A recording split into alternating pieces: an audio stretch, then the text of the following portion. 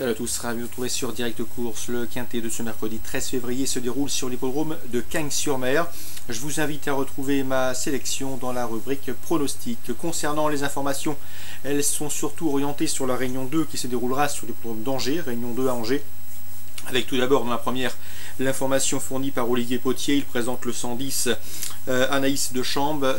Cette pouliche reste sur une sortie encourageante à Nantes. Elle avait manqué ses débuts à Nantes justement, mais la dernière fois c'était beaucoup mieux. D'ailleurs, si elle n'avait été emmurée pour finir, si elle n'avait été contrariée dans sa progression en phase finale, elle aurait terminé sur le podium, à en croire les propos de son mentor Olivier Potier, d'autant que ce jour-là elle était battue par des pouliches qui ont répété depuis, donc la ligne est bonne. Donc le 110, attention à elle, elle peut parfaitement venir corser les rapports de cette épreuve d'ouverture. Je lui opposerai le 108 à Villa Genou, qui est présenté par Joël Guillemin, dont l'interview est également disponible sur Canal Turf Radio.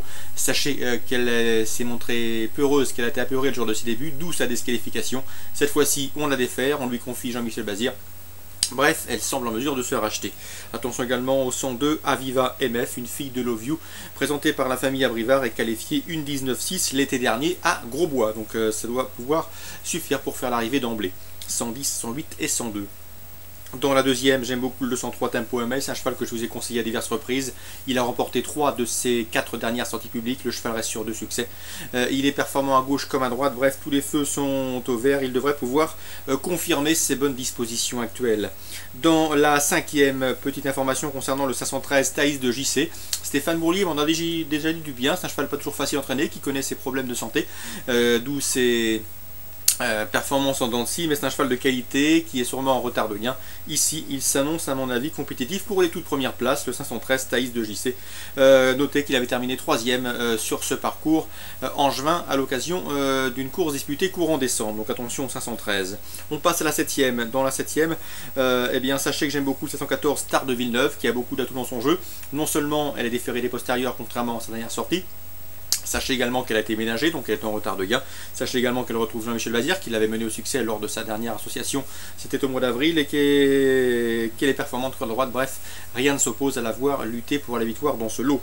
Je lui poserai le 712 Samba Melnoise, qui a gagné pour sa rentrée à Nantes. Cyril Tiget était surpris, car ce jour-là, elle effectuait une rentrée.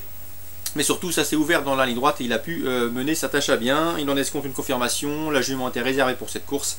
Elle est bien engagée en tête, elle a de la tenue. Elle est performante à gauche comme à droite. Bref, elle doit pouvoir venir, pourquoi pas, titiller notre favorite. Le 711 Symphonie de Mai. Joël Guillemin est confiant également. C'est une jument régulière, courageuse, qui fait toutes ses courses. Elle est en forme, bien engagée. Elle aussi devrait pouvoir lutter pour les premières places. Donc 3 bonnes bases a priori pour vos jeux multi ou trio. 714, 712, 711. Je me méfie également du 706 Sissi Durfist, qui est déféré des 4 et qui a déjà montré la qualité en région parisienne. Dans la 8e, encore Cyril Tiget qui présente le 812 Turbo de Régnier. Le cheval reste sur des échecs, mais attention, échec relatif, car en dernier lieu, il avait la course à ses merci lorsqu'il s'est montré fautif à 500 mètres du but. Donc la perf n'est pas à prendre au pied de la lettre. Ici, Lolo n'est pas plus relevé, je le pense capable de venir jouer les premiers rôles dans cette épreuve. Il devrait avoir une belle cote sur ses chances, le 812 Turbo de Régnier. On lui opposera les 2 trésors, le 810 Trésor Céleste, qui reste sur 3 podiums, preuve de sa forme. Le 812 Trésor du Puy, qui vient de s'éclasser 2e à Argentan. Rien ne s'oppose à une confirmation. Donc pour contrer le 810 et le 818, attention au 812 Turbo de Régnier, l'information de Cyril Tiget, là aussi une information et une interview disponible sur Canal Turf Radio. Très bon jeu à tous, bonne journée et à demain.